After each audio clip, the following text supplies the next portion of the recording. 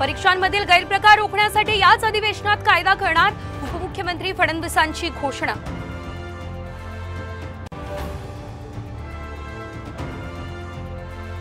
मुस्लिम महिलांना लाडकी बहीण योजनेचा लाभ देऊ नका, मनसे नेते प्रकाश महाजन यांची मागणी।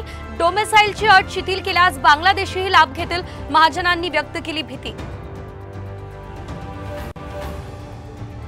लाडकी बहीण योजनेच्या मुदतवाढीनंतरही सरकारी कार्यालयांमध्ये गर्दी, कागदपत्रांची अट रद्द करण्याची महिलांची मागणी।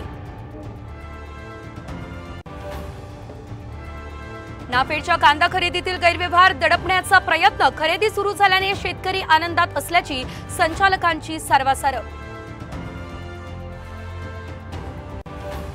शिक्षण मंत्र्यांच्या मतदारसंघात जिल्हा परिषद शाळेची भिंत कोसळली, सुदैवानं दुर्घटना टळली। भंडाऱ्यात जिल्हा परिषद शाळेत शॉक लागून पहिलीच्या विद्यार्थिनीचा मृत्यू।